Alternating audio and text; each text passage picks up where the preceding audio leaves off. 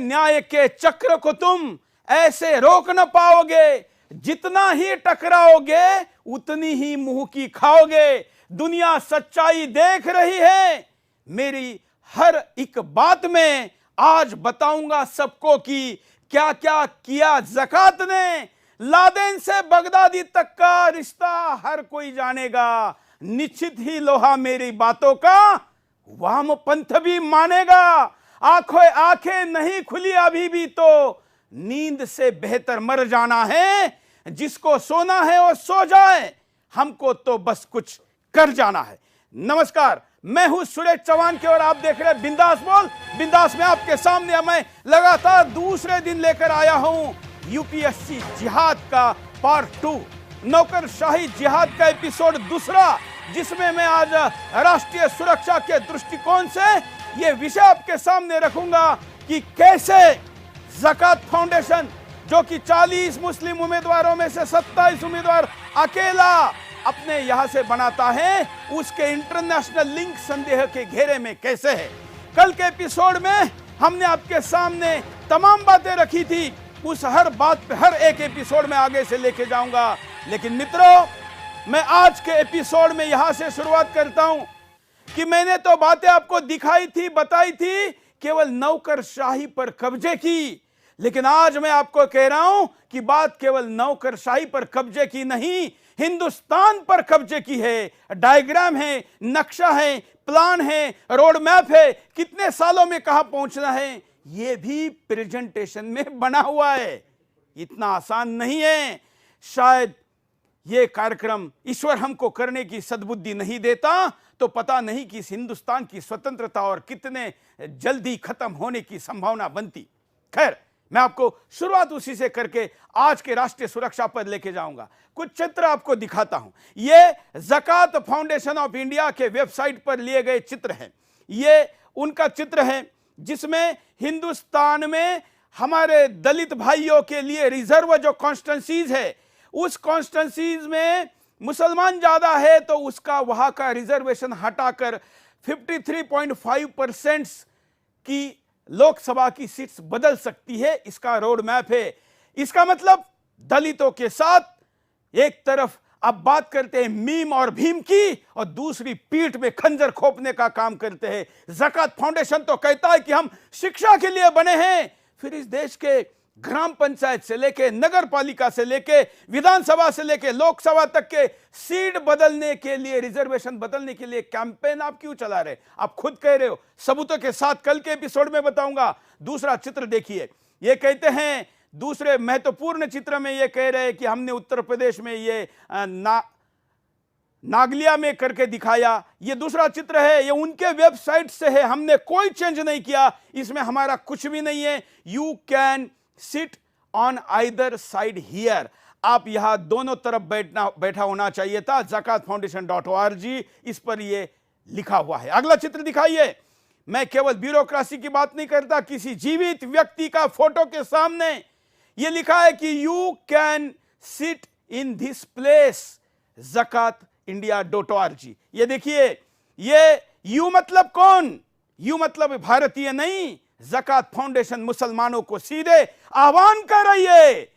ये भाईचारे की बातें करने वाले जरा मुझे उत्तर दे कि कहां इसमें क्या लिखा है, जरा बताइए। आगे चलिए, आगे का चित्र दिखाते हैं। इसमें ये कहते हैं, फोटो में पीपीटी है, भले ही साइट से हटा ली जाए, सुदर्शन के पास डाउनलोड करके रखी गई है। अगला चित्र दिखाते हैं, फुल स्क्रीन करके दिखाइए। देखिए हिंदुस्तानियों, for the next 35 year this office can be yours। यह हिंदुस्तानी को नहीं कहा जा रहा है, क्योंकि तो हिंदुस्तानियों का ही ऑफिस है ना। फिर कहा किसके लिए जा रहा है? मुसलमानों, for the next 35 years this office can be yours, यह ऑफिस आपका होगा। मुझे बताइए, क्या यह हिंदुस्तान के आज की व्यवस्था को चैलेंज नहीं है?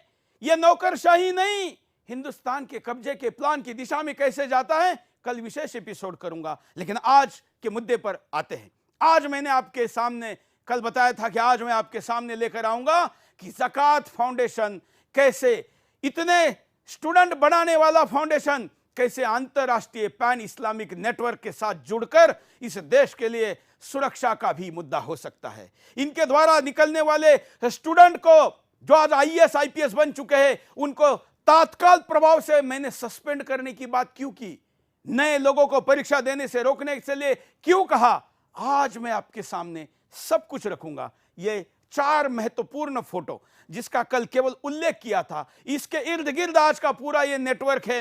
ये पहला है Zakat foundation of India, direct indirect link Muslim aid Pakistan, Khalid Latif chairman ISI, मतलब पाकिस्तान की सबसे खतरनाक, विश्व की सबसे खूंखार ऐसी एजेंसी जो हिंदुस्तान को तोड़ने के लिए तमाम बातें कर रही है। वो क्या कहती है इस चित्र में? ये जो 3 कनेक्शन मैंने दिखाए हैं, ये सबसे महत्वपूर्ण कनेक्शन ये मुस्लिम एड यूके और Zakat foundation of India, Syed Zafar Mahmood, हम इनके लिए कुर्सी खाली रखे हुए हैं। आज हमने इनको चैलेंज आह्वान किया था, निमंत्रित किया था, लेकिन ये आए नहीं है। और आज हमारी टीम इनके घर पे है, इनके ऑफिस पे है, मैं उनको भी दिखाऊंगा। ये सैयद जफर महमूद मनमोहन सिंह के ओएसडी है, लेकिन मनमोहन सिंह के ओएसडी, हिंदुस्तान के कई लोगों को ओएसडी तो पता ही नहीं क्या होता है, तो ऑफिसर ऑन स्पेशल ड्यूटी। ये खाली चेयर जो रखी है, ये खाली चेयर हमने इनके लिए रखी है। अभी तक कोई भी ज़कात फाउंडेशन से हमारे पास नहीं आया है, अभी भी आता है तो स्टूडियो में बिठाएंगे। उनके कार्यालय के बाहर हमारी टीम है, उनको भी जरा दिखाइए। और इनके घर के बाहर भी हमने टीम भेजी है, फोन किए हैं, मैसेज किए, ईमेल किए, कोई सहभागिता नहीं। केवल कोर्ट में जाकर चिल्लाने वालों, अगर हिम्मत है, सत्य है और गलत नहीं किया है तो आइए ना बात करिए, क्या डर है? कोई बात नहीं, अभी अगले 50 मिनट तक ये कार्यक्रम चलेगा, कभी भी जुड़ जाओ। हम आपसे संवाद करना चाहते हैं क्योंकि सबूतों का पूरा सब कुछ हमारे पास है। आगे बढ़ते, अगला स्लाइड दिखाते हैं। 4 स्लाइड के इर्द गिर्द आज का ये पूरा कार्यक्रम जाएगा। यह है जाकिर नाइक, आतंकवादियों का नायक, अल कायदा, तालिबान, उसके बाद IS, उसके बाद हमास, उसके बाद ये कनेक्शन कैसे सेट होता है। इतनी बड़ी बात मैं चैनल पर कह रहा हूं तो क्यों नहीं आपको इस डायरेक्ट इनडायरेक्ट लिंक के ऊपर सफाई देने के लिए आने की बात कर रहे हैं? क्यों नहीं आ रहे हैं? वेबसाइट पर सफाई दे रहे हैं और चैनल पर आने से डर रहे हैं, टाल रहे हैं, क्यों? अगली स्लाइड। ये महत्वपूर्ण तीसरी स्लाइड।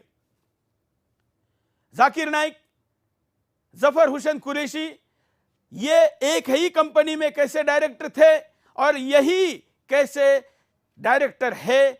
और जो लिंक है Zakat foundation India, Zakat foundation India international, 9 साल जाकिर की कंपनी का डायरेक्टर, मतलब 3285 दिन जो व्यक्ति जाकिर के साथ रहा, कंपनी में डायरेक्टर रहा, अर्थात 78,000 घंटे। जिस जाकिर के 15 मिनट के वीडियो देखने पर लोग आतंकवादी बनते हैं, ऐसा बांग्लादेश कहता है, उस जाकिर के साथ इनके कनेक्शन के ऊपर बात करने से मौन क्यों, डर क्यों, टाल क्यों रहा है, भाग क्यों रहे हैं?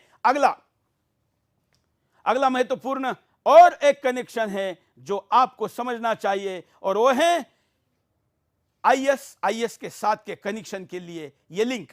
ये मैं विस्तार से बताने जा रहा हूं, बस ये समझ लीजिए कि आज के शो की हेडलाइंस है IS, Zakat foundation America, Zakat foundation of India को पैसा मिलता है ज़कात फाउंडेशन ऑफ अमेरिका से, ज़कात फाउंडेशन ऑफ अमेरिका का लिंक है बगदादी से। ये मैं नहीं, अमेरिका की तमाम बड़ी बड़ी संस्थाएं कह रही है, वहां के सरकारी बैठकों में इसके सबूत दिए जा रहे हैं, और उसके 2400 से ज्यादा सबूत हमारे पास लिंक के साथ उपलब्ध है।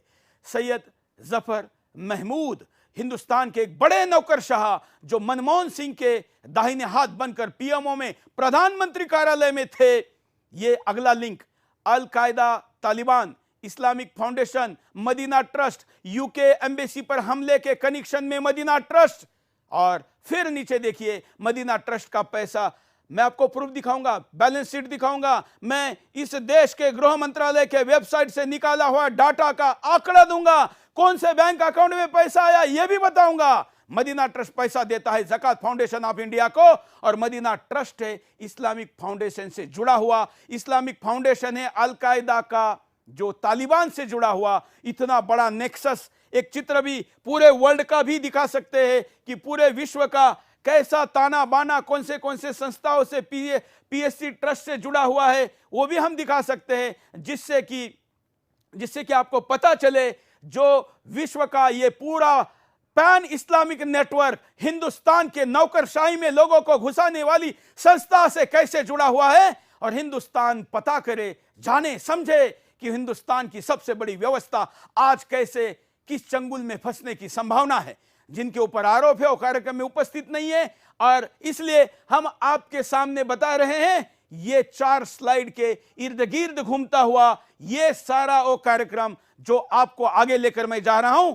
थोड़े देर में आपको वर्ल्ड वाइड पूरा एक नेक्सस भी दिखाऊंगा, लेकिन अभी शुरुआत करते हैं ज़कात फाउंडेशन ऑफ ज़कात इंडिया क्या है। ज़कात फाउंडेशन इंडिया क्या है, देखिए। ज़कात फाउंडेशन ऑफ इंडिया क्या है? ज़कात फाउंडेशन ऑफ इंडिया को 1993 में बनाया गया।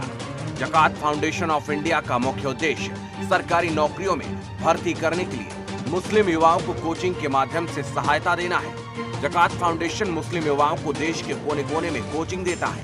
ज़कात से 2009 से 2019 तक 119 लोग आईएएस, आईपीएस, आईआरएस और दूसरी अन्य सरकारी सेवाओं में मुस्लिम युवा भर्ती हुए हैं। और यही नहीं, 2020 में यूपीएससी में चयनित होने वाले 40 मुस्लिम छात्रों में 27 मुस्लिम छात्र ज़कात फाउंडेशन के फेलो रहे हैं, जो पिछले 11 सालों में सबसे ज्यादा है। अब बात करते हैं ज़कात फाउंडेशन ऑफ इंडिया से जुड़े लोगों की। ज़कात फाउंडेशन ऑफ इंडिया के फाउंडर प्रेसिडेंट हैं सैयद जफर महमूद। सैयद जफर महमूद स्वयं एक आईआरएस ऑफिसर रहे हैं, और ये वही सैयद जफर महमूद हैं जो डॉक्टर मनमोहन सिंह के ओएसडी रहने के अलावा पीएमओ में स्ट्रक्चर कमेटी के इंचार्ज भी रहे हैं।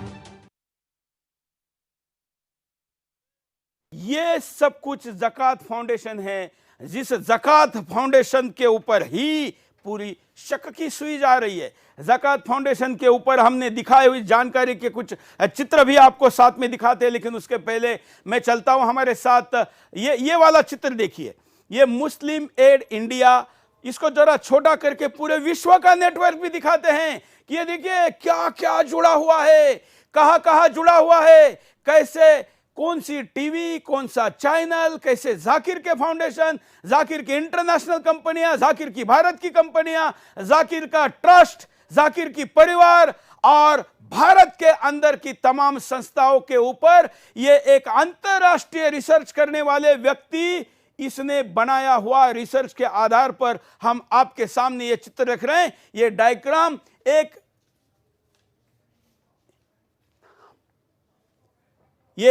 एक विश्वविख्यात व्यक्ति ने इसके ऊपर पूरा रिसर्च किया हुआ है, और उस पत्रकार ने ये चित्र हमको भेजा है और कहा है कि जो बात आप खुलासा करने जा रहे हैं ये बात मैं लिख चुका हूं, लेकिन कोई सुनने को तैयार नहीं है।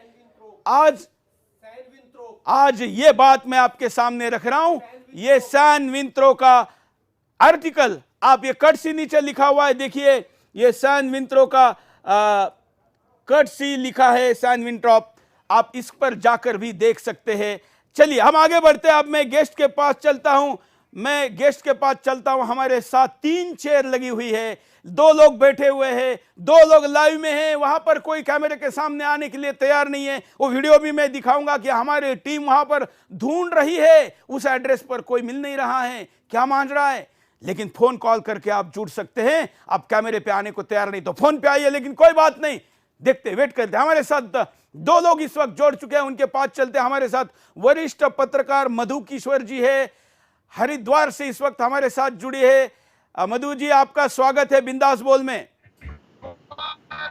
जी, आप बहुत अहम काम देश के लिए कर रहे हैं, और इसमें हर भारतवासी जो इस देश की समृद्धि चाहता है, जो इस हिंदू सिविलाइजेशन को बचाना चाहता है, उसका फर्ज बनता है कि आज आपके साथ सब खड़े हो जाए। बिल्कुल, हमारे साथ डाटा साइंटिस्ट है जो कि इस विज्ञान का उन्होंने आईआईटी कानपुर में प्रेजेंटेशन दिया कि पूरा अंतरराष्ट्रीय आतंकवाद कैसे पैसे के साथ लिंक हुआ है, और विश्वविख्यात लोगों के साथ मिलकर वो इस पर काम कर रहे हैं। इस नेक्सस को तोड़ने में इनका भी योगदान हमारे साथ है। विश्व भर से तमाम डाटा साइंटिस्टों के साथ कोऑर्डिनेशन करके हम आपके सामने ऐसी चीजें लेकर आ रहे हैं जो कि, अगर मैं उदाहरण देना चाहूं तो एक चैनल पर सीआईडी नाम की सीरियल आती है। आज का एपिसोड देखते समय सामान्य दर्शक के नजर से मत देखिए, हमारे पास या दया या वो जो चरित्र है उसमें वो नहीं है।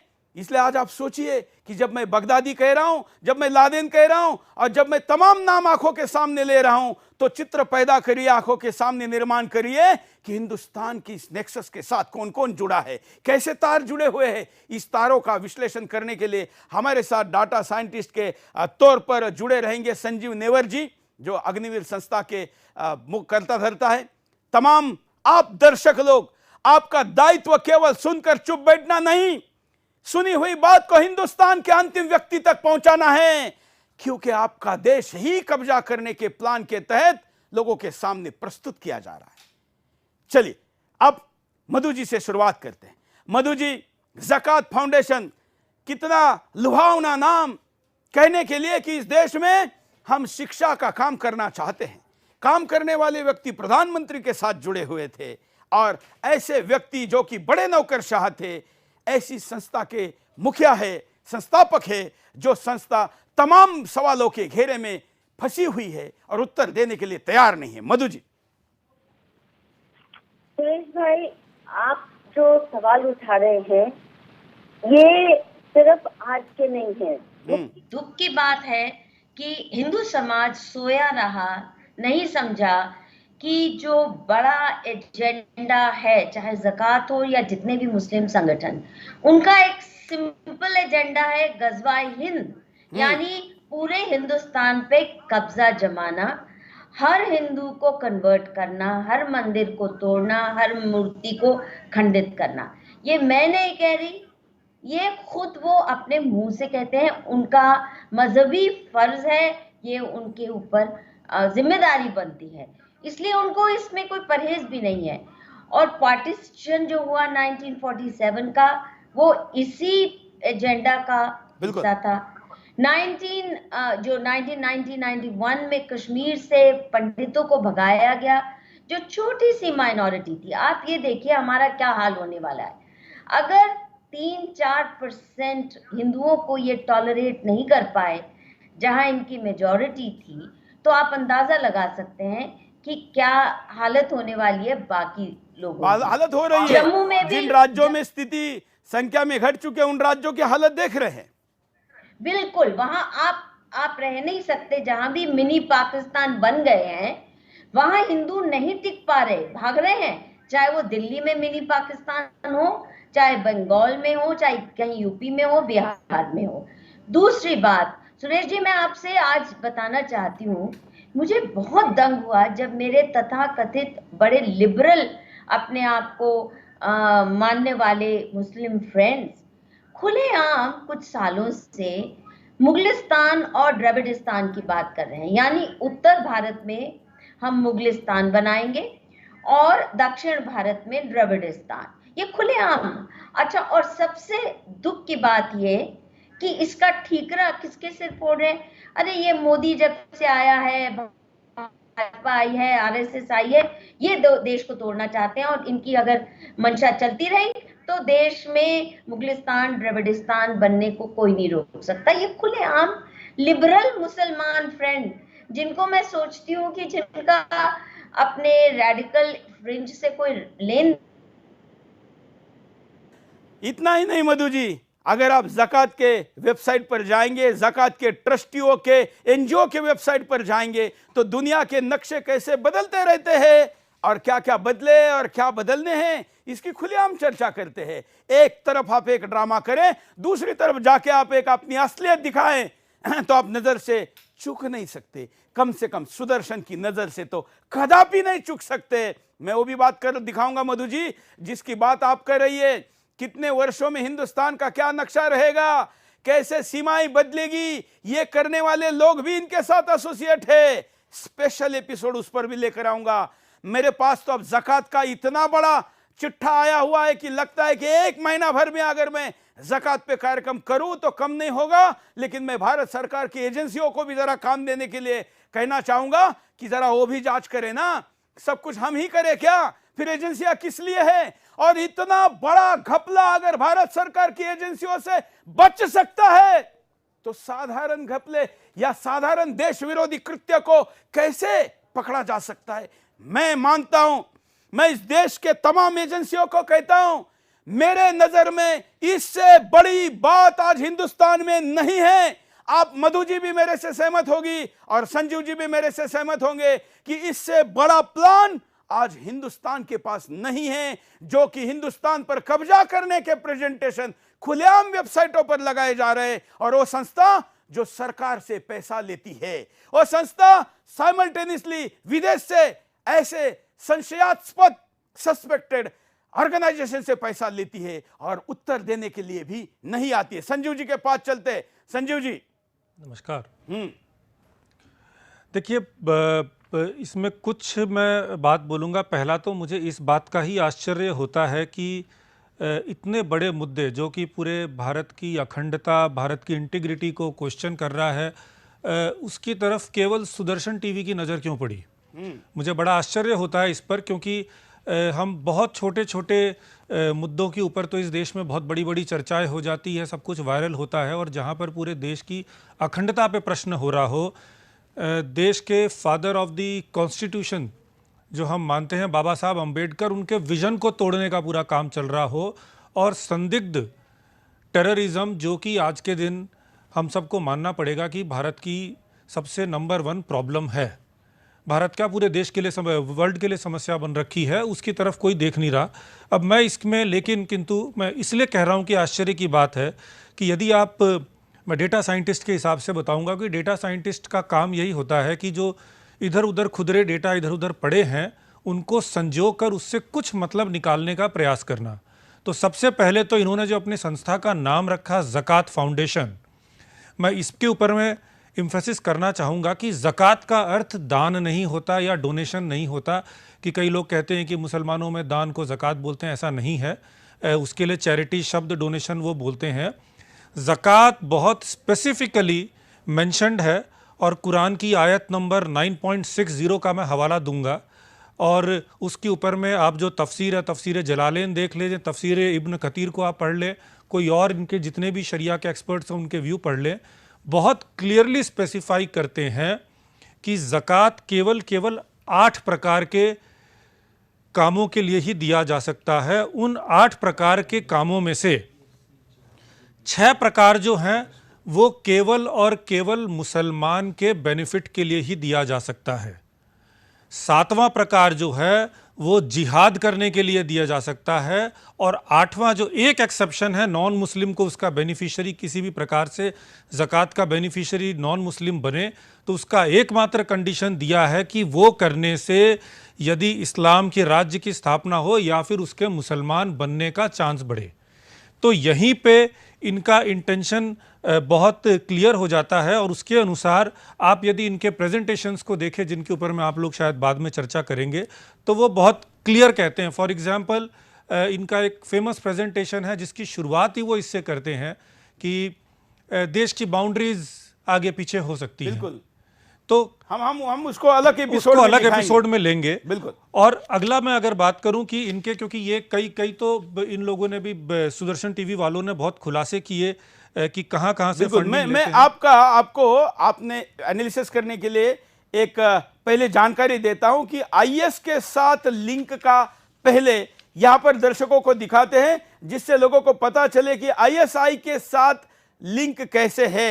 उसके पहले मैं जरा दिखाऊं दर्शकों, देखिए अभी भी खुर्ची खाली है। ज़कात वालों, आप इतने आईएएस बनाने का दावा करते हो, अरे एक खुर्ची पर आकर किसी को बिठाओ ना, जरा बात करे हमारे साथ। इतने आरोप लग रहे तो उत्तर क्यों नहीं दे रहे? इतना ही नहीं, मैं वीडियो भी दिखाना चाहूंगा। हमारे रिपोर्टर गौरव मिश्रा वहां पर पहुंचे हैं, वहां से उनको भगा दिया है। ये वीडियो देखिए। और बिल्कुल बाटला हाउस का सटा हुआ ये इलाका है। यहाँ पर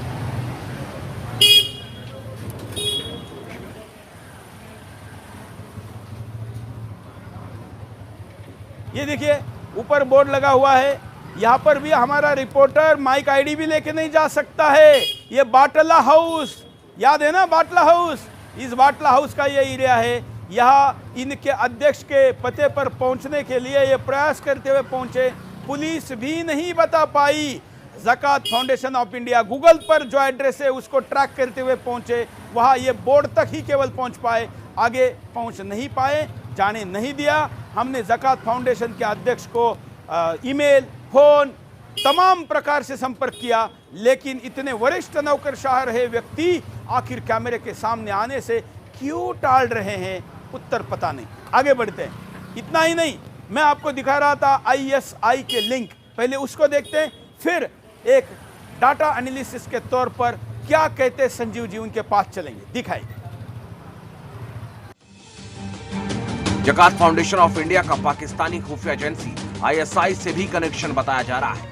जकात फाउंडेशन ऑफ इंडिया के ISI से डायरेक्ट या इनडायरेक्ट कनेक्शन के लिंक हमारे पास हैं। जी हां, जकात फाउंडेशन ऑफ इंडिया को मुस्लिम एड UK से लाखों रुपए की डोनेशन मिली है। गृह मंत्रालय के कागजातों के अनुसार ये डोनेशन हिंदुस्तान की राजधानी दिल्ली, जहां देश के प्रधानमंत्री और राष्ट्रपति के साथ साथ सुप्रीम कोर्ट और हाई कोर्ट भी मौजूद है, वहां स्थित बैंक ऑफ इंडिया के बहादुर शाह जफर मार्ग पर ब्रांच में ट्रांसफर हुए हैं। FCRA दस्तावेजों के हिसाब से 2006 से 14 के दौरान जकात फाउंडेशन को करोड़ों रुपए ट्रांसफर हुए।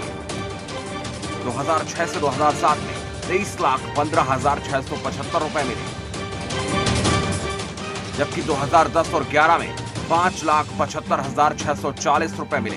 वहीं 11 और 12 में 3,08,609 रुपए मिले। वहीं 2013 और 2014 में 4,90,000 रुपए मिले। मुस्लिम एड UK की पाकिस्तानी इकाई मुस्लिम एड पाकिस्तान का चेयरमैन पूर्व ISI का बड़ा ऑफिसर था। मुस्लिम एड पाकिस्तान का चेयरमैन जनरल खालिद लतीफ पाकिस्तानी खुफिया एजेंसी में भारत के खिलाफ काम करने वाला बड़ा जनरल रहा है, और यही मुस्लिम एड पाकिस्तान खुलकर आतंकी संगठन हिजबुल मुजाहिदीन के साथ काम करता है। आतंकी संगठन हिजबुल मुजाहिदीन ने भारत में कई आतंकी हमलों को अंजाम दिया। कश्मीर में हुए कई आतंकी हमलों में भी हिजबुल का हाथ रहा है। हिजबुल के आतंकी कश्मीर में सेना और आम नागरिकों को अपना निशाना बनाते हैं। मुस्लिम एड पाकिस्तान के दिए हुए पैसे से आतंकियों ने भारत में कई बेगुनाह मासूमों की जान ली है, और ऐसे आतंकी संगठनों से नाता रखने वालों से जकात फाउंडेशन ऑफ इंडिया जुड़ा हुआ है, जो UPSC में जाने वाले मुस्लिम छात्रों को कोचिंग दे रहा है। अब मधु जी के पास चलते, फिर संजीव जी के पास आऊंगा। मधु जी, इतना साफ साफ बैंक अकाउंट, चाहे तो स्क्रीन पर भी दिखाएंगे, भारत सरकार के गृह मंत्रालय की रिपोर्ट, इस वक्त आप जाइए, FCRA का डाटा इस वक्त आप आपके मोबाइल पर निकाल सकते हैं। सारा जो मैं बातें कर रहा हूं ये मैंने सरकारी वेबसाइट से लिए हुए हैं, इसमें अपनी कोई बात नहीं है, ना गुप्त सूत्रों का मैं कोई दावा कर रहा हूं या अननोन सोर्स के किसी बात को रखने की बात कर रहा हूं। मैंने जो ट्रांजैक्शन दिखाए हैं इसका मेरे पास सरकारी वेबसाइट का स्क्रीनशॉट है, पेज है, उस पेज पर आप खुद जाइए, जरा आप भी तो मेहनत करिए। हमारा देश है, आप सबका देश है, इसको बचाने के लिए ये आपको जानना जरूरी है कि कौन से वेबसाइट्स पर क्या डाटा मिलता है, कैसे उसको देखा जा सकता है, और उसके स्क्रीनशॉट लीजिए, अपने मित्रों को दीजिए, पूछिए कि आखिर ये लिंक कहां लगता है। सब कुछ काम केवल दूसरी भारत सरकार की एजेंसियां करें या केवल सुदर्शन करे और आप केवल देखते रह जाएं, इतना ही आपका दायित्व है क्या? नहीं। तो इसलिए वो भी मैं आपको दिखाऊंगा, लेकिन पहले मधु जी के पास चलते। मधु जी। सुरेश जी, ये जो आप इनके टेररिस्ट लिंक्स की बात बता रहे हैं, ये वाकई ही खुलासा, इस पे वाइट पेपर सरकार को देना ही चाहिए, देना ही पड़ेगा। बिल्कुल। और आपको याद होगा कुछ दिन पहले मैंने भी प्रधानमंत्री को बिल्कुल इसी सवाल पे एक खुला पत्र लिखा था, जिसमें मैंने कहा था कि ये सिर्फ आज के ब्यूरोक्रेट्स की बात नहीं, जो पुराने भी रहे हैं, वजाहत हबीबुल्लाह जैसे, शाह फैजल जैसे, हामिद अंसारी जैसे, उन्होंने क्या गुल खिलाए हैं आप जानते ही हैं। इतने बड़े ओहदों पर पहुंचकर भी कैसे देश के खिलाफ काम करते रहे। तो सवाल सिर्फ ये नहीं है कि जो ज़कात के सपोर्ट से आ रहे हैं, जो मौजूदा भी हैं, इन्होंने जो कब्जा कर रखा है ब्यूरोक्रेसी पे, वो कई साल से चल रहा है। दूसरी बात, जैसे बाबा साहब अंबेडकर को एक तरफ अपनाते हैं, जय भीम जय मीम का नारा लेके ताकि दलितों को अपने साथ कर सके, कम से कम नौटंकी करके। इसी प्रकार मैं आपको बताना चाहती हूँ, शायद आपको मालूम भी हो, कि पिछले 2-3 सालों से पाकिस्तान में और हिंदुस्तान के मुसलमान भगत सिंह की एनिवर्सरी मनाने लगे हैं कि हमारा हीरो भगत सिंह है। पाकिस्तान से ये शुरू हुआ और सारे देश में, मैं 2 साल पहले मैं भी गई थी एक ऐसे ही भगत सिंह एनिवर्सरी पे। मैंने सोचा अरे इनको कहाँ से अकल की बात आ गई, भगत सिंह जैसे महान इंसान को ये पूजने लगे हैं। मैं जब अटेंड किए फंक्शन तो बहुत स्पष्ट हो गया कि भगत सिंह को बुरहान वानी से जोड़ रहे हैं। यानी जैसे भगत सिंह ने तथाकथित टेरर एक्ट किए, इसी किस्म से आज का भगत सिंह कहते हैं बुरहान वानी है। तो लेजिटिमेसी देने के लिए अपनी कुकर्मों को, अपने टेररिस्ट इंटेंशंस को ये किस तरह अप्रोप्रिएट कर रहे हैं। और ये ISI से शुरू हुआ ये हुक्मनामा, और हिंदुस्तान के लिबरल से लिबरल मुसलमान भी उसमें शामिल हैं। ये नहीं कि सिर्फ अनपढ़ मुसलमान या गरीब मुसलमान, इलीट मुसलमान शामिल हैं इस सारी कॉन्स्पिरेसी में, कि जो हमारे हीरो रहे हैं उनका एक विकृत रूप पेश करके। अब देखिए, भगत सिंह को बुरहान वानी से कंपेयर करना, या कहना कि जैसे भगत सिंह फांसी पे लटक गए, इसी किस्म से बुरहान वानी का भी वही हश्र हुआ, या उनका वो भी आजादी के लड़ रहे थे और बुरहान वानी भी। आप सोच सकते हैं कितनी फोरसाइट और प्लानिंग के साथ ये अगले 500 साल की तैयारी करके ज़कात वाले काम करते हैं। ज़कात है तो वहां पर घुसना जरूरी है। मधु जी, एक तरफ भगत सिंह जी के जयंती मनाने का दावा करने वाले लोग, दूसरी तरफ दिल्ली का जामिया विश्वविद्यालय जब कोचिंग के लिए ऐड निकालता है तो पैसे तो लेता है अल्पसंख्यक के नाम पर, लेकिन जब ऐड छापता है तो सारे अल्पसंख्यकों के नाम तो छापता है, लेकिन सिख नहीं लिखता है। मैं जामिया का जब नंबर आएगा एपिसोड का, जामिया की पूरी कुंडली खोलकर जब रख दूंगा तो आपको यह विज्ञापन भी दिखाऊंगा जो एक अखबार में छपा हुआ है, और उसका खुलासे का भी कोई दूसरा विज्ञापन नहीं मिला है। संजीव जी। सुरेश जी, ये मैं कुछ डेटा आपके सामने ये रख रहा हूँ कि ये लिंक्स के, और कुछ आपने बताया भी है, कुछ मुझे एडिशनल भी मिला, क्योंकि समस्या ये हो रही है कि इसमें जितना खोदो उतना कुछ ना कुछ निकले जा रहा है। मुझे लगता है कि शायद क्योंकि हिंदुस्तान की किसी की नजर ही नहीं थी, तो जब कोई देख ही नहीं रहा है तो चलने दो, और जब देख लिया तो पुलिस स्टेशन से लेकर सर्वोच्च न्यायालय तक रोकने का प्लान क्यों था, अब समझ में आ रहा है। इसलिए मैंने शब्दों में बदलाव किया। केवल नौकरशाही पर कब्जा नहीं, हिंदुस्तान पर कब्जे की बात है। संजीव जी। तो जैसा आपने कहा कि ज़कात फाउंडेशन को मुस्लिम एड यूके से पैसे मिले, और उधर जो मुस्लिम एड पाकिस्तान है उसके जो चेयरमैन है वो जनरल खालिद लतीफ़, जो कि पाकिस्तान ISI के ऑफिसर हैं और हिजबुल मुजाहिदीन के साथ में क्लोजली काम करते हैं। अल-कायदा और ये अहरार अल शाम जो ISIS और इनके साथ में लड़े हैं, उनके साथ में भी उनकी FCRA है कि ज़कात फाउंडेशन ऑफ अमेरिका के साथ में वहाँ से उनको पैसे मिले हैं ज़कात फाउंडेशन ऑफ इंडिया को, और उनका उनके साथ लिंक है। इस विषय में मैं आपका ध्यान दिलाना चाहूँगा। ये एक joint hearing before house foreign affairs committee 2016 में हुआ था, जोनाथन स्नेजर ने दिया था। ये US की ऑफिशियल बॉडी के आगे sub committee on terrorism, non proliferation and trade and sub committee on the middle east and north Africa. इसमें वो बहुत स्पष्ट रूप से लिखते हैं, मैं इनका कोट करके पढ़ाता हूँ। ये ज़कात फाउंडेशन अमेरिका जिनसे पैसा मिलता है, ये लिख रहे हैं, finally there is a Zakat foundation, the foundation's executive director is Khamil Demir, और Demir signed this form for a group designated in 2002 for funding al Qaeda benevolence international foundation. Zakat foundation was a platinum sponsor of AMP's 2014 and 15 conference. ये AMP जो है ये Palestine के area में आतंकवाद को फैलाने वाली ऑर्गेनाइजेशन है, तो इसके वो थे, इन्होंने इसके साथ में इनके लिंक है। ये खलील देमीर साहब जो हैं, ये इनके ऊपर में जो ये जो ग्लोबल एक बॉडी है फाइनेंशियल एक्शन टास्क फोर्स, इन्होंने कुछ कुछ सर्वे किया और इनका नाम शायद आया तो इन्होंने बहुत ओपनली क्रिटिसाइज़ किया कि ये FATF जो है ये एक इस्लामोफोब से ग्रसित संस्था है, क्योंकि ये खलील देमीर साहब के लिंक्स, क्योंकि ये जितने भी वर्ल्ड भर में प्रोमिनेंट ऑर्गेनाइजेशंस है आतंकवाद वाले, इनको पैसा देते रहते हैं। इनके एक और मित्र है जिनका आपने नाम बहुत ब्रीफली बताया था, तो उनके बारे में भी मैं कुछ बताना चाहूँगा। वो एक यूएस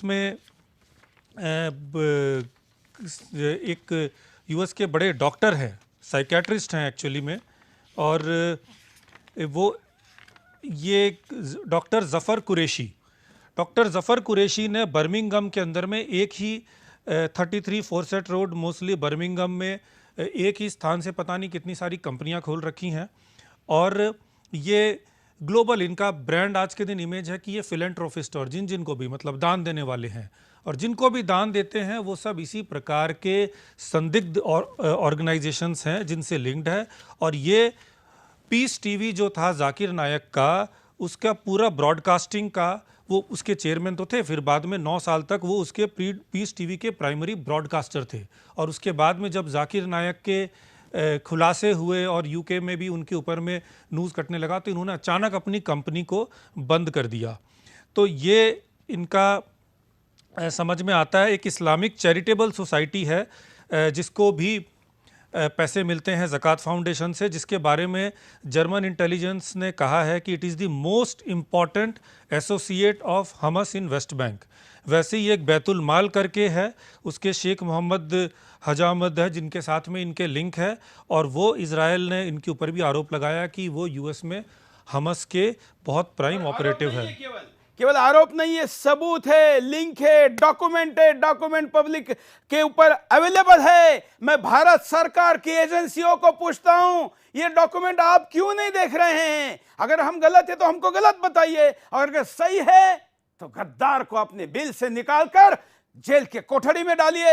हिंदुस्तान के साथ खिलवाड़ मत करने दीजिए। क्या कारण है? जवाब देना होगा, जांच करनी होगी। मधु जी, साफ है, एक ये गिल्ट ट्रैपिंग करते हैं। जरा सा नाम लो किसी बात का जहां आउटराइट क्रिमिनल एक्टिविटी है। आप देखिए, सोहराबुद्दीन जैसे टेररिस्ट को जब एनकाउंटर में मारा गया तो इन्होंने कैसे उसको हीरो बना दिया, और कितने साल जो मौजूदा अभी हमारे होम मिनिस्टर हैं उन तक को जेल में पहुंचाया। आप सोचिए कितनी गहरी पैठ है। कर्नल पुरोहित जिन्होंने सिमी का नेटवर्क ओपन किया। मधु जी एक मिनट मधु जी, मैं आपको जोड़ रहा हूं, दर्शकों को लिंक कनेक्ट हो इसलिए। आज के होम मिनिस्टर को हिंदुस्तान के वर्तमान लौह पुरुष भारत सरकार के गृह मंत्री अमित शाह जी को जेल में डालने वाला अधिकारी का भी लिंक मैं यहां खुलासे में लाने वाला हूं। वो कैसे ऑनररी पदों पर रहते हुए हजारों लाखों रुपए संस्थाओं से ले रहा था, ये भी दिखाऊंगा। जब जामिया का नंबर आएगा तो मैं उस IPS ऑफिसर को भी लेके आऊंगा। कंटिन्यू करिए। तो इतना ज्यादा आप उस वक्त देखा होगा कि सोहराबुद्दीन जैसे non history sheeter, terror links के अलावा लश्कर ए तौयबा ने उसको खुलेआम ओन अप किया था, और फिर भी उनके वेबसाइट पे ओन अप होने के बावजूद इन्होंने ऐसे किया जैसे कि कोई बहुत ही बेचारा मासूम माना गया फेक एनकाउंटर में। और तब भी मैं कहती थी एनकाउंटर फेक थी या रियल थी, सवाल ये नहीं है, टेररिस्ट तो रियल था। और किसी भी देश में आप बताइए टेररिस्ट की आरती उतारी जाती है क्या? अगर उनके साथ एनकाउंटर किलिंग नहीं होती तो क्या आरती उतारेंगे? किसी भी देश में, चाहे इंग्लैंड है चाहे अमेरिका, वहां तो और भी फर्म है इस मामले में। अगर कोई टेरर मिशन पे है और वो व्यक्ति नरेंद्र मोदी की असैसिनेशन की सुपारी लेके गया था, 4 लोग जो गए थे, तो आपने देखा किस हालत में इन्होंने नरेंद्र मोदी को और अमित शाह जी को रखा, कितने साल तक जलील रखा। क्यों? क्योंकि एक टेररिस्ट को, एक टेरर नेटवर्क को उन्होंने स्मैश किया। इसी प्रकार कर्नल पुरोहित के साथ जो हुआ, एक मिलिट्री इंटेलिजेंस का बहुत ही काबिल अफसर जिसने सिमी के जो स्लीपर सेल है उनको क्रैक किया, उनकी सारी जानकारी प्राप्त की। और आप जानते ही हैं 8 साल तक बिना चार्जशीट के किस तरह बेरहमी से उनको मारा गया, पीटा गया, टॉर्चर किया गया, और अभी भी उनका केस खारिज नहीं हुआ। ये क्यों हुआ? क्योंकि किसी ने कोशिश की इनको एक्सपोज करने की या इनसे टक्कर लेने की। ब्यूरोक्रेसी को सुला के रखना, आर्मी तक में इनकी घुसपैठ है, तभी कर्नल पुरोहित के साथ जो हुआ वो हो सका कि वहां पे भी इन्होंने घुसपैठ मचाई हुई है। सिर्फ पुलिस तक नहीं, सिर्फ आईएएस तक नहीं, और कोई भी व्यक्ति जरा सी आवाज उठाता है इनके खिलाफ तो ये उसका करियर तबाह, उसका परिवार तबाह। मैं तो खुद भोगी हूं। मैं जब से खुलेआम ये समझ आई और मोदी जी के ही डिफेंस में लिख दिया, तो मैं बता नहीं सकती मेरी क्या बदहाली हुई है। तो मैं तो बहुत छोटी चीज हूं। जो बड़े अफसर हैं, हिम्मत नहीं है किसी की मुंह खोलने की। जैसे कि हम कल्पना करिए कि हमारे साथ क्या हो रहा होगा। मधु जी, कल्पना करिए हमारे साथ क्या हो रहा होगा। एक मिनट और करने दें, और तभी मैं भी कुछ भी हो आपके इस मुहिम के लिए झाड़ू पोछा भी करने को तैयार हूं, क्योंकि आपने बहुत ही अहम सवाल उठाया है जो हमारे फ्यूचर सर्वाइवल से जुड़ा है। हम जिंदा भी रहेंगे कि नहीं, आने वाली नस्लों के लिए कोई हिंदुस्तान या भारतवर्ष नाम का देश होगा भी कि नहीं, कि एक और पाकिस्तान, 10 और पाकिस्तान बन जाएंगे, ये सवाल इससे जुड़ा हुआ है। और ये जो लैंड जिहाद, लव जिहाद, और मैं एक बड़ी इंपॉर्टेंट बात कहना चाहती हूँ, आप जानते हैं मुझसे भी ज्यादा, हमारी पुलिस की कहीं भी हिम्मत नहीं है। पूछ लीजिए कि कहीं मुस्लिम इलाके में, जिनको ये मिनी पाकिस्तान खुद कहते हैं, जिसको नो गो जोन कहते हैं, किसी की हिम्मत नहीं है। आप कभी नहीं सुनेंगे कि वहां, क्योंकि वहां उनको लिंच भी कर दें तो ये कहेंगे हमें, अरे हमारी औरतों को रेप करने आए थे, हमारे साथ ये करने आए थे, कपड़े फाड़ के औरतें भी खड़ी हो जाती हैं, नानी दादियां इनकी। तो ये जो डर और दहशत 1000 साल से हिंदुओं ने आवाज अपनी खो दी थी, ये अभी क्या कहते हैं कि अगर हम इतने खराब थे मुगल या ये, तो बोले क्यों नहीं। मैं इतनी चुप्पी का माहौल रहा है और बड़ी मुश्किल से आज आवाज उठने लगी है, तो ये कोई हमें बख्शने वाले नहीं है। None of us are safe, क्योंकि इनकी हर इंस्टीट्यूशन में, हर संस्था में, हर मीडिया में तो खास दिखता ही है आपको, जो टुकड़े टुकड़े गैंग की सपोर्ट में किस तरह खुल के आते हैं, बॉलीवुड में कैसे खुल के आते हैं, ब्यूरोक्रेसी में आपने देखा आईपीएस एसोसिएशन कैसे उठ खड़ा हुआ, जैसे ही किसी ने इनका नाम उठाया। सारे एसोसिएशंस में, टीचर्स एसोसिएशन में, यूनिवर्सिटीज में, और जो आप उठा रहे हैं बात, देखिए स्कॉलरशिप्स भी जो दी जा रही है पीएम फंड से, मैंने कई बार ये खुल के प्रधानमंत्री को खुलेआम सोशल मीडिया के माध्यम से कहा है, आप चेक नहीं कर रहे हैं एंटीसीडेंट्स। कश्मीर के कई बच्चे मुझे बोले हैं कि जो वहां से टेरर सेल, स्लीपर सेल खड़े करने के लिए वहां के बच्चे यहाँ प्लांट किए जा रहे हैं यूनिवर्सिटीज में, और कोई चेकिंग नहीं है। उनको free education, fellowship, generous funds दिए जा रहे हैं, सिर्फ आईएएस बनने के लिए नहीं, उससे पहले, आईएएस से पहले जेएनयू में एडमिशन हो, बड़ी बड़ी देश की यूनिवर्सिटीज में एडमिशन हो, और यहाँ तक कि विदेश में जाने के लिए भी इनके लिए खास फंड है।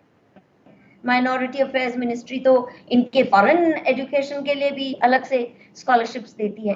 तो इन्होंने हर चीज पे कब्जा, और हमारे दिमागों और दिलों पे भी जो कब्जा कर लिया, मैं सोचती हूँ कि वो पहले जिस दिन दिल और दिमाग से इनका कब्जा और दहशत जो है, आज इतनी दहशत है, कोई खुल के बात मैं भी करती हूँ तो मेरे परिवार वाले भी डरते हैं कि अरे तुम कैसी बात कर रही हो, तुम्हें पता है क्या हो सकता है तुम्हें। तो ये बहुत बड़ा षड्यंत्र है और बहुत ही हम खतरे में इस वक्त गुजर रहे हैं। अब मैं आपके सामने स्क्रीन पर होम मिनिस्ट्री का कागज दिखा रहा हूं। क्योंकि सब लोग गूगल करके वेबसाइट पर जाके शायद नहीं देख सकते, स्क्रीन पर दिखाइए। होम मिनिस्ट्री पर जो वेबसाइट FCRA के साइट पर डाउनलोड है ये कागज है, ये कागज जिसमें ट्रांजैक्शन दिखाए गए हैं, डेट, टाइम, सब कुछ, कितने रुपए आए। मुझे समझ में नहीं आता, एक तरफ कहा जाता है कि फोन पर बात करते हुए भी अगर आपने कोई सस्पेक्टेड शब्द बोल दिया तो टेलीफोन आपका रिकॉर्ड कर लेगा वॉइस सर्च में जाके, दूसरी तरफ इंटरनेट पर जाने वाले ऐसे ऐसे शब्दों को डिटेक्ट करके उसको सस्पेक्टेड लिस्ट में डाला जाता है, ऐसा कहा जाता है। ये तो होम मिनिस्ट्री के वेबसाइट पर लगे हुए कागजात में इन एनजीओ के नाम हैं या तथाकथित एनजीओ के नाम हैं जिनका लिंक पाकिस्तान से लेकर बड़ी बड़ी ऑर्गेनाइजेशन के साथ है जो कि पूर्णतः संदेह के घेरे में हैं।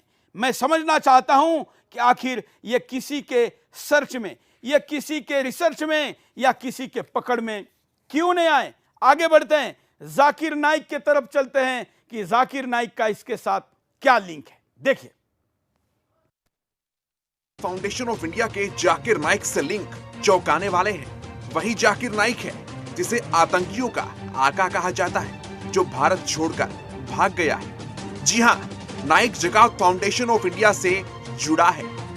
Zakir Naik Islamic research foundation international UK का डायरेक्टर है, तो सैयद जफर महमूद जकात फाउंडेशन ऑफ इंडिया इंटरनेशनल का डायरेक्टर। जाफर हुसैन कुरैशी जाकिर नाइक की इस्लामिक रिसर्च फाउंडेशन इंटरनेशनल का 9 साल तक डायरेक्टर भी रहा। जफर हुसैन कुरैशी सैयद जफर महमूद की जकात फाउंडेशन ऑफ इंडिया इंटरनेशनल का आज भी डायरेक्टर है। जाकिर नाइक और सैयद जफर महमूद के बीच सबसे बड़ी कड़ी यही जफर हुसैन कुरैशी रहा है। जाकिर नाइक के साथ 9 सालों तक काम करने वाले की मानसिकता क्या होगी और भारत के प्रति उसकी सोच कैसी होगी, आप समझ सकते हैं। जिस जाकिर नाइक के छोटे से भाषण से हजारों युवा आतंकी बन जाते हैं, मुस्लिम युवा दूसरे समुदाय के लोगों का गला काटते हैं। ऐसे में वो आदमी जो जाकिर नाइक के साथ 3285 दिन और 78,000 घंटे साथ रहा हो, उसकी सोच क्या होगी, अंदाजा लगाया जा सकता है। यही आदमी कुरैशी सीधे जकात फाउंडेशन ऑफ इंडिया से जुड़ा है। ऐसे में जकात फाउंडेशन ऑफ इंडिया के पैसों से यूपीएससी की कोचिंग लेने वाले मुस्लिम युवाओं की सोच कैसी होगी, आप खुद सोच सकते हैं। अब मैं लेके चलता हूं आपको जकात फाउंडेशन ऑफ इंडिया का जो ऑफिस है, जो उनके साइट पर एड्रेस है, वहां पर हमारी रिपोर्टर खड़ी है, चौंकाने वाली बात बताने वाली है। जरा देखिए, पहले आपको ये उनके वेबसाइट के ऊपर लिखा हुआ एड्रेस बताता हूं, दिखाइए। ये जकात फाउंडेशन ऑफ इंडिया के वेबसाइट पर लिखे हुए एड्रेस, ये जकात फाउंडेशन ऑफ इंडिया का ऑफिशियल वेबसाइट है। इस वेबसाइट पे मैं कांटेक्ट पे जा रहा हूँ और एड्रेस को ढूंढ रहा हूँ। लेकिन पहले जब हम इसको खोलते थे तो इसमें एड्रेस दिखता था, लेकिन अब यहाँ पे कोई एड्रेस नहीं है। सिर्फ एक कॉन्टैक्ट अस करके एक फॉर्म है जिसमें नाम, फ़ोन नंबर, ईमेल और मैसेज के लिए एक जगह है। सारी चीज़ें पहले थी, अब एक साजिश के तहत जो है फिर से उसे हटा लिया गया है वेबसाइट से। अब हम आपको जो एड्रेस गूगल पर अवेलेबल है उसके आधार पर हमारी रिपोर्टर वहां पहुंची है, उसका रिपोर्ट लेते हैं। हाँ बोलिए आंचल, बताइए। आपको दिखाना चाहूंगी यहाँ पर ये 14 जनपुरा बी और मथुरा रोड, न्यू दिल्ली, जो कि निजामुद्दीन का एड्रेस है। और सबसे बड़ी चौंकाने वाली बात यहाँ पर ये है कि देखिए, ये जो क्रिश्चियन मिशनरी, जो क्रिश्चियन स्कूल है, उसमें ये जकात फाउंडेशन चल रही है। मैं कैमरामैन को बोलूंगी, देखिए दिखाए, यहाँ लिखा हुआ है Christian institute for the study of religion and society. तो आप खुद अंदाजा लगाइए कि इस मतलब जो क्रिश्चियन मिशनरी वाले जो स्कूल है, इसके अंदर जकात फाउंडेशन का ऑफिस है। और जब हमने यहाँ के गार्ड से जब हम पड़ताल कर रहे थे ग्राउंड जीरो पे, हमने उनसे जानकारी ली तो बताते हैं कि आज ये जकात वाला जो ऑफिस है ये बंद है, आप अंदर नहीं जा सकते और मंडे आप यहाँ पर आ सकते हैं। तो यहाँ देखिए, चौंकाने वाली बात ये है कि ईसाइयों के साथ मिलकर ईसाई बिल्डिंग के अंदर ये जकात फाउंडेशन चल रहा है। यहाँ पर मैं आपको दिखा रहा हूँ, देखिए ये पूरी तरीके से ये सबूत है जो कि दर्शा रहे हैं कि ईसाई बिल्डिंग के अंदर और ईसाई स्कूल के अंदर जो है वो ये पूरा का पूरा स्कूल चल रहा है। और सबसे बड़ी बात यहाँ की, देखिए कुछ लोकल लोग भी हमारे साथ में है, उनके पास चलती हूँ, उनसे बात करती हूँ। मैं आपसे जानना चाहूंगी, ये जो ऑफिस है, आप इसके बारे में आपको क्या जानकारी थी, कितने साल से चल रहा था और कब से यहाँ था? देखिए साल का तो मैं कह नहीं सकता, लेकिन हमें ये यहाँ पे जकात फाउंडेशन है, जफर महमूद साहब हैं, और ये क्रिश्चियनों के साथ अंदर ग्राउंड फ्लोर पर ऑफिस है, लेकिन ये आज बंद है। हमने देखा, अभी आप देख रहे थे, जैसे हम आपको देख रहे हैं कि बंद है ये।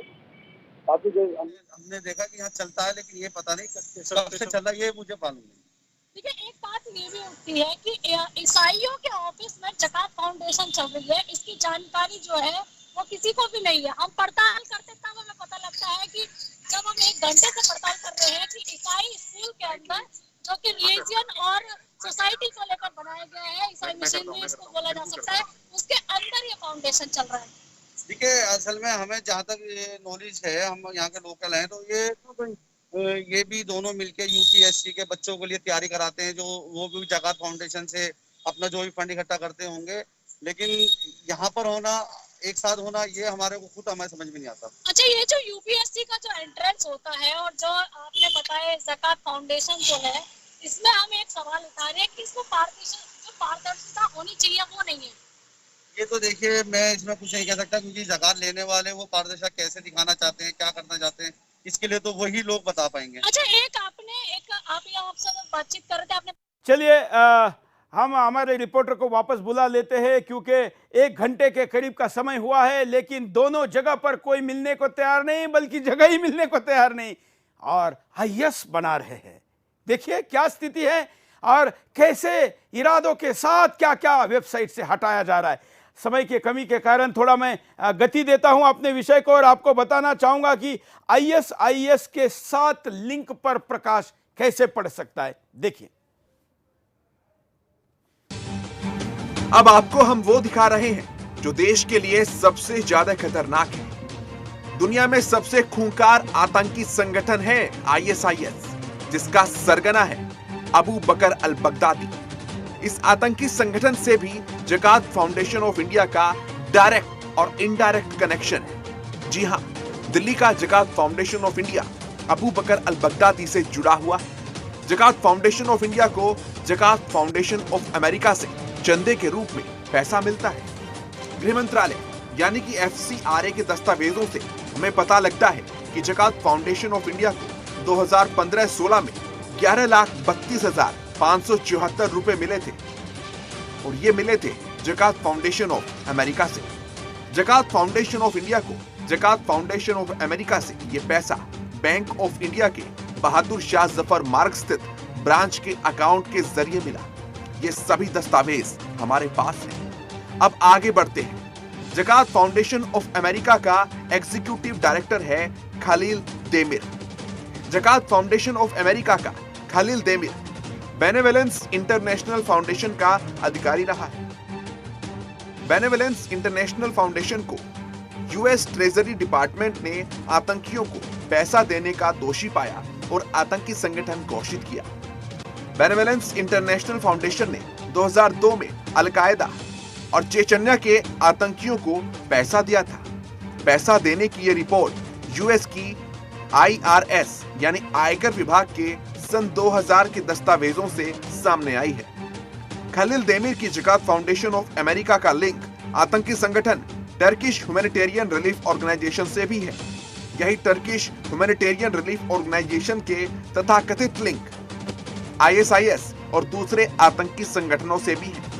अंदाजा लगाना मुश्किल नहीं है कि कैसे जकात फाउंडेशन ऑफ इंडिया को पैसा देने वाले लोग दुनिया के खूंखार आतंकी संगठनों से जुड़े हुए हैं। आखिर जकात फाउंडेशन ऑफ इंडिया को ऐसे आतंकी संगठनों से पैसा लेने की क्या आवश्यकता पड़ी? क्या भारत में इन आतंकी संगठनों की जड़ों को मजबूत करने का यह षड्यंत्र है? क्या भारत के युवाओं को भी ISIS आतंकियों की तरह बनाने का षड्यंत्र चलाया जा रहा है? विभिन्न वेबसाइटों, रिसर्चों, अकाउंट और उसमें लगे नामों के साथ जो रेफरेंस दिखाया जा रहा है, इस पर भी हम चर्चा करने को तैयार है कि आखिर तो बताइए कि है क्या। और भागने का मतलब यह भी हो सकता है कि आप शायद इस पर बोलना नहीं चाहते। चलिए, अल-कायदा नाम तो आपको याद होगा ही, होना ही चाहिए। इस शताब्दी में सबसे ज्यादा चर्चा अगर किसी संगठन की हुई होगी तो अलकायदा की हुई है। उस अलकायदा के कनेक्शन पर भी ये रिपोर्ट। जिसने अमेरिका को दहला दिया, हजारों निर्दोष लोगों को अमेरिका के वर्ल्ड ट्रेड सेंटर में हवाई जहाज घुसाकर मौत के घाट उतार दिया। ऐसे ही आतंकियों और आतंकी संगठनों के तार जुड़े हैं जकात फाउंडेशन ऑफ इंडिया से। जी हां, जकात फाउंडेशन ऑफ इंडिया लादेन के संगठन अल कायदा से जुड़ा पाया गया है। आइए देखते हैं कि ये पूरी कहानी है क्या। जकात फाउंडेशन ऑफ इंडिया को मदीना ट्रस्ट से पैसा मिला है, फिर वही बैंक और उसी ब्रांच में पैसा आया। जकात फाउंडेशन ऑफ इंडिया को मदीना ट्रस्ट से यह पैसा बैंक ऑफ इंडिया की बहादुर शाह जफर स्थित ब्रांच के अकाउंट में आया। जकात फाउंडेशन ऑफ इंडिया को मिला यह पैसा 2007 और 2008 में 16,80,031 रुपए था, तो 2010 और 11 में 63,76,050 रुपए इन्हें मिले। वहीं 2011-12 में 63,08,035 रुपए मिले, तो 2012-13 में 51,98,017 रुपए मिले। बात अगर 2014-15 की करें तो 95,93,045 रुपए मिले और 2015-16 में 11,90,203 रुपए मिले। बात अगर 2017 और 18 की करते हैं तो जकात फाउंडेशन ऑफ इंडिया को मिले इस पैसे की धनराशि पहुंची 12,73,960 रुपए पर और 2018-19 में इन्हें पैसे मिले 13,64,694 रुपए। मदीना ट्रस्ट यूके स्थित भारतीय दूतावास पर हुए सितंबर 2019 के हमले में शामिल था। मदीना ट्रस्ट का एक trustee Zahid Parvez Islamic Foundation का भी ट्रस्टी है। 2003 की द टाइम्स यूके की खबर के हिसाब से इस्लामिक फाउंडेशन के 2 ट्रस्टी अल कायदा और तालिबान से लिंक की वजह से यूएन की प्रतिबंधित लिस्ट में भी थे।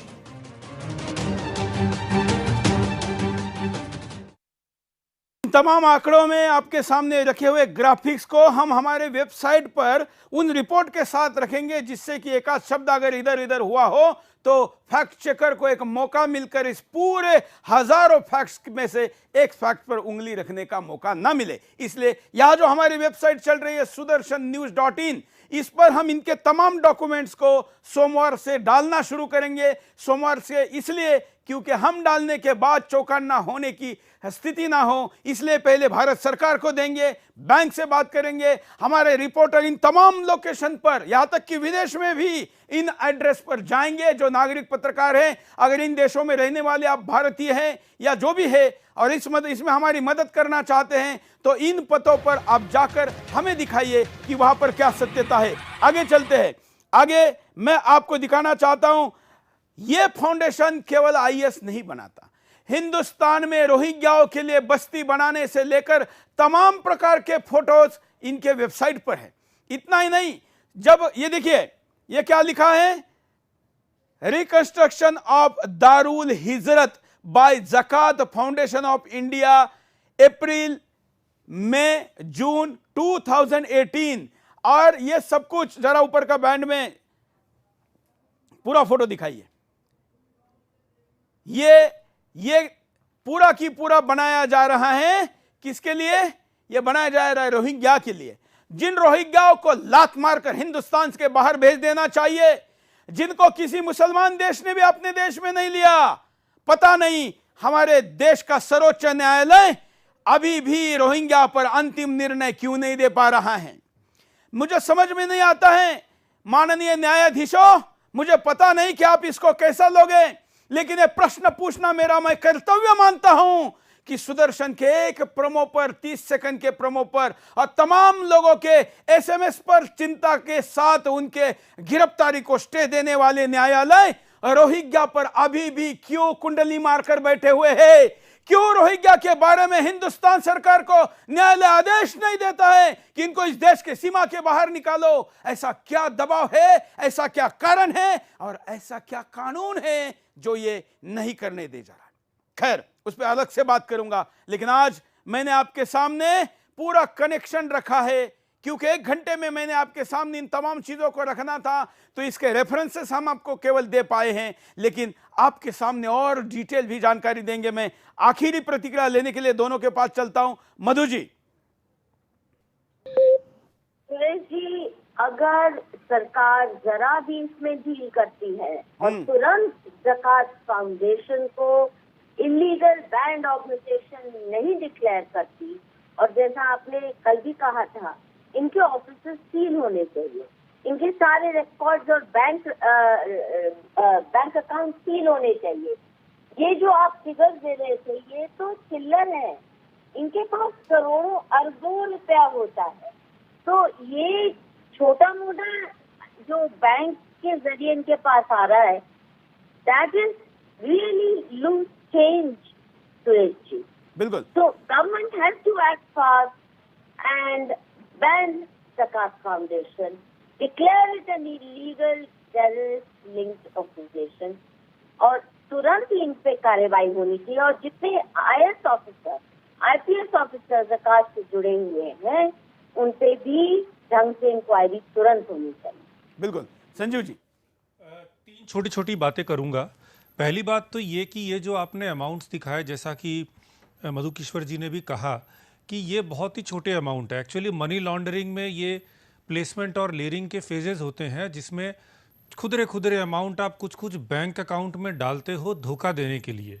किंतु इसको देखकर हम जैसे जो मनी लॉन्ड्रिंग में काम करने वाले डेटा साइंटिस्ट हैं, वो ये अनुमान लगाते हैं कि इस प्रकार के और भी बहुत अधिक संगठन होंगे, बहुत अधिक मैकेनिज्म्स होंगे, जिसके द्वारा ये पैसे इस प्रकार से संदिग्ध पैसा यहाँ पे डिस्ट्रीब्यूट हो रहा है। तो ये जो एक बहुत बड़ा कुचक्र है, मेरे विचार में ज़कात फाउंडेशन उसका एक छोटा सा हिस्सा है, जो अपने आकाओं के कहने के अनुसार ही काम करता है। उससे बड़ा इसका कुछ अपना विल नहीं है। दूसरी बात ये कहूँगा, आपने रोहिंग्याओं की बात की। रोहिंग्याओं के बारे में एक महत्वपूर्ण बात हम मिस करते हैं कि जहाँ भी देश में इनको बसाया जा रहा है, अधिकतर स्थानों में जो उनके लोकेशंस हैं वो बड़े ही स्ट्रेटेजिक होते हैं। किसी कैंटोनमेंट के आसपास होते हैं, किसी ऐसी जगह पे जहाँ पे क्रूशियल देश का इंटेलिजेंस का इंफॉर्मेशन होता है। चाहे आप कश्मीर में देख लीजिए, चाहे आप उत्तराखंड में देख लीजिए, चाहे आप दिल्ली में देख लीजिए, ये हो रहा है। तो ये दूसरी बात है। और तीसरी बात, मैं सैयद ज़फ़र महमूद जी से पूछना चाहूँगा, अगर होते तो मैं उनसे डायरेक्टली पूछता कि आपके लिए भारत बड़ा है या आपके लिए इस्लाम बड़ा है। कारण इसलिए कि जो ज़फ़र महमूद साहब है, इन्होंने एक प्रेजेंटेशन बनाई है, जिसमें वो सबसे पहले प्रेजेंटेशन की बिगिनिंग इस बात से करते हैं कि देश की बाउंड्रीज तो ऊपर नीचे होती रहती हैं। तो यदि एक सिविल सर्वेंट दूसरे सिविल सर्वेंट को सिखाने वाला सिविल सर्वेंट अपनी देश की टेरिटोरियल इंटीग्रिटी, अपने बॉर्डर्स को लेकर बोलता है बॉर्डर चेंज होते रहते हैं और खिलाफत का बॉर्डर बना रखा है देश का बड़ा सा, वो आप शायद अगले एपिसोड में दिखाएं, तो उस व्यक्ति के नीयत के ऊपर मेरा शक होना लाजमी है। ये एक और उस पे शक गहराता इसलिए है, ये खाली कुर्सी देखिए, ये कुर्सी रखने के बावजूद, संपर्क होने के बावजूद, हमने दूत के द्वारा भी संपर्क किया है। हम छत्रपति शिवाजी महाराज के चेले हैं, ऐसे ही कच्चा काम नहीं करेंगे। सारे साउंड रिकॉर्डिंग सब कुछ है, इसके बावजूद भी व्यक्ति नहीं आता है। इतना बड़ा आरोप लगने के बाद अगर कोई ईमानदार व्यक्ति होता तो सामान्यता सामने आकर बात करता, लेकिन नहीं किया जा रहा है। फिर मैं ज़कात फाउंडेशन को कल का मौका और देना चाहता हूं। आपके सामने 24 घंटे है। ज़कात फाउंडेशन के अध्यक्ष जहां कहेंगे वहां हमारी टीम आएगी। मैं आने के लिए तैयार हूं। आपका स्टूडियो में तब तक स्वागत है जब तक आप आरोपी साबित नहीं होते, क्योंकि मैं आपके सामने आरोपों की पूरी लिस्ट दिखाऊंगा। आपके जवाब भारत सरकार सुनेगी, एजेंसी नियुक्त करेगी, जांच करेगी, और मैं चाहूंगा तब तक ज़कात फाउंडेशन के कार्यालय को सील किया जाए। हालांकि कार्यालय कहाँ है हमें तो नहीं मिला, हमें विदेश के ट्रांजैक्शन मिले, हमें बैंक के कागजात मिले, लेकिन हमको ज़कात का अभी तक कार्यालय नहीं मिल पाया।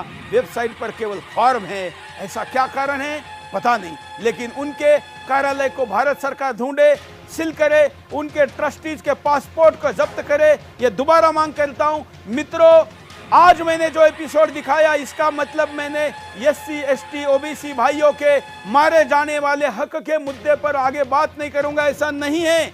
लेकिन पहला एपिसोड पूरा विस्तृत आपके सामने रखने के बाद मुझे जो कई एपिसोड करने हैं उनमें से सबसे खतरनाक एपिसोड ये था, क्योंकि इनको पता चल गया था कि हम क्या करने वाले हैं, इसलिए इन्होंने ऑलरेडी एपिसोड के 8 दिन पहले ही अपने वेबसाइट पर कुछ खुलासे डाले थे। मुझे आपके सामने सारी चीजें लाना अनिवार्य था, इसलिए आज मैंने लाया है। कल भी मैं बताऊंगा, बहुत ध्यान से सुनना मेरे मित्र, खास करके जो जय भीम और जय मीम के नारे में फंस रहे हैं। मैं कल आपको बताऊंगा कि कैसे ज़कात फाउंडेशन हिंदुस्तान के हमारे दलित भाइयों के लिए रिजर्व कॉन्स्टिट्यूंसीज को बदलकर मुस्लिम कैंडिडेट को वहां से चुनकर लाने के लिए योजना बना रहे हैं, ये अपनी वेबसाइट पर डाल रहे हैं। और कैसे इसके द्वारा कहां ग्राम पंचायत, नगर पालिका, विधानसभा और लोकसभा में सीट बढ़ाने की बात हो रही है। प्रेजेंटेशन उन्हीं के साइट से आपको दिखाऊंगा और आपको यह भी दिखाऊंगा कि केवल नौकरशाही नहीं, अब तो देश के ऊपर कब्जे के कैसे नक्शे तक तैयार है। तो ज़कात फाउंडेशन वालों और मेरे खिलाफ ट्वीट करने वाले कामरा से लेके तमाम जो लोग जो 4 दिन मेरे पीछे पड़े थे, अब किसी बिल में छुप गए, क्योंकि उनको पता चल गया है कि सुदर्शन के पास तो ऐसे ऐसे कागजात है कि कभी इनमें से किसी लोगों का SMS भी ट्रैक हो जाए तो उनको भी जेल की हवा खानी पड़ेगी। मेरे खिलाफ वीडियो बनाने वाले बेरोजगार यूट्यूबर पत्रकारों को बल पूछना चाहता हूं, जो कभी प्राइम टाइम के डिबेट करते थे। 2 दिन हो गए, मेरे 2 एपिसोड आ गए, अभी तक आप इस पर बोलने के लिए क्यों तैयार नहीं हैं? क्या हुआ जो मुझे रोकने के लिए आप बात कर रहे थे? दोनों एपिसोड में दिखाए हुए तथ्यों पर आप बोलने के लिए तैयार नहीं है। सुदर्शन के स्टे और तमाम इन विवादों पर खबरें छापने वाले BBC से लेकर हिंदुस्तान के सारे भाषाई अखबारों को मैं कहना चाहता हूं, मेरे एपिसोड से अगर आप सहमत नहीं है, तर्क आपको गलत लगते हैं, कमजोर लगते हैं, तो मेरे खिलाफ लिखिए, कहिए कि आदमी मूर्ख है, यह आदमी ने गलत जानकारी दी, इस पर कार्रवाई करो, मांग करो। नहीं तो मेरा साथ दो, हिंदुस्तान को बचाने के लिए साथ आओ। आप किसी भी राजनीतिक दल के सदस्य होंगे, मुझे कोई आपत्ति नहीं है। राजनीति आप अपनी जगह करिए, राष्ट्रनीति करने वाले हर व्यक्ति का सुदर्शन में स्वागत रहेगा। आज के लिए इतना ही, धन्यवाद, जय हिंद।